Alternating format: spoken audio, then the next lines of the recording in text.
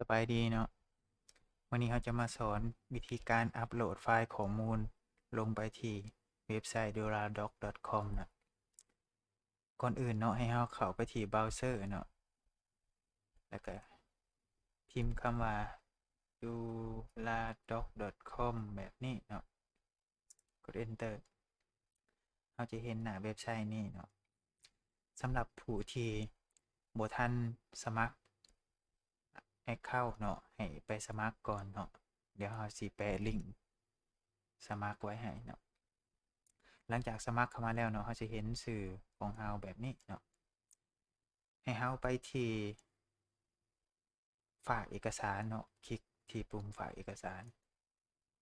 เราจะเห็นหน้าตัวนี้เนาะเราสามารถเอาเอกสารที่เรามีเนาะสามารถมาฝากขายเนาะหรือว่าแชร์ข้อมูลได้เนาะอยู่ส่วนนี้ก่อนที่จะอัปโหลดเนาะให้เราการเกมเอกสารก่อนสำหรับเอกสารข้าพเจ้าแม่นได้การเกียมไว้แล้วเนาะก็คือ1มีไฟล์ละที่ควรจะเข้ามาดาวน์โหลดเนาะ2แม่นเราคอนเวิร์ตเป็น PDF แล้วก็3แม่นเป็นไฟล์หน้าปกเนาะให้เราแคปรูปมาในลักษณะแบบนี้เนาะ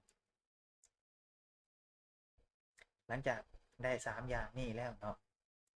ให้เราเข้ามาที่หน้าเว็บไซต์อัปโหลดเนาะก็คือปุ่มฝากตัวนี้เนาะเข้ามาเนาะให้เราคลิกที่ปุ่มเลือกไฟล์เนาะตัวนี้หลังจากเราคลิกเข้ามาที่ปุ่มแล้วเนาะให้เราไปที่โฟลเดอร์ที่เราเก็บเอกสารไว้เนาะข้าพเจ้ามันเก็บไว้อยู่โฟลเดอร์นี้เนาะให้เราเลือกไฟล์ Word เนาะก็คือไฟล์ตัวนี้หลังจากได้แล้วเนาะมันจะเป็นลักษณะแบบนี้จากนั้นแมนให้เราตั้งชื่อเนาะ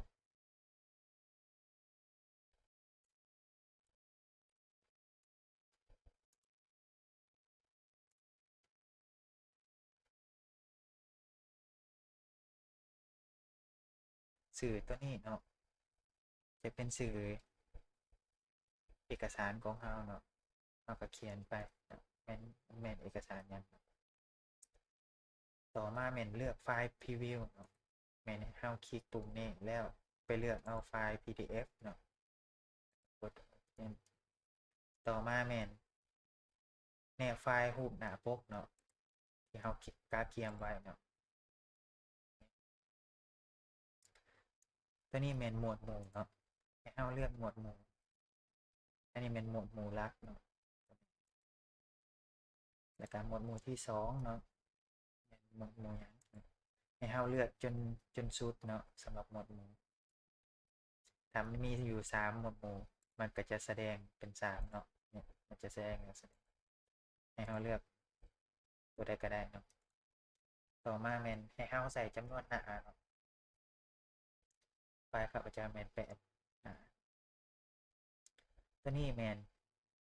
ถ้าว่าเราอยากขายเนาะตั้งราคาเนาะเราก็สามารถใส่ราคาได้แต่ว่าข้าพเจ้าใส่แมนฟรีเนาะก็จะบ่ได้ระบุราคาอันนี้เป็นคำอธิบายเนาะเขียนยังใส่ก็ได้เนาะสำหรับคำอธิบาย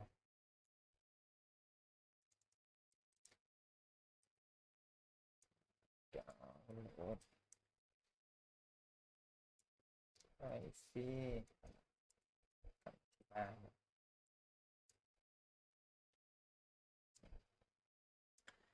ถ้าว่าเรามีไฟล์แนบเราก็สามารถใส่ไฟล์แนบเข้าไปได้เนาะตัวนี้แล้วก็ตั้งชื่อไฟล์แนบแต่ว่าเราบ่มีเนาะ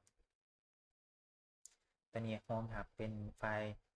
ชิปหรือว่าไฟล์วิลล่าเนาะตัวนี้ขั้นตอนต่อไปแม่นให้คลิกปุ่มอัปโหลดเอกสารเนาะตัวนี้แม่นให้เราติ๊กยืนยันเนาะว่าเราได้อ่านครบกำหนดแล้วเนาะแล้วก็คลิกยืนยันการและอัปโหลดเนาะตัวนี้ถ้าประมาณ2วีคเนาะมันก็จะสำเร็จเนาะแล้วหลังจากที่เราอัปโหลดสำเร็จแล้วเนาะเอกสารมันไปอยู่ไสเนาะให้เรามาคลิกอยู่นี่เข้ามาเบิ่งเนาะนี่เราก็จะเห็นแบบนี้นะ ลิกเข้าไปเบิ่งก็ได้เนาะเป็นพรีวิวอันนี้เป็นเอกสารที่เราก็อัปโหลดลงไปกี้นี่สำหรับคลิปนี้ก็ขอจบเพียงเท่านี้เนาะสำหรับผู้ใดที่อยากฝากเอกสารหรือว่าอยากนำเอกสารที่เรามีเนาะขึ้นมาแบ่งปันหรือว่ามาขายก็สามารถอัปโหลดลงได้เนาะบ๊ายบายเจอกันอีกทีหน้า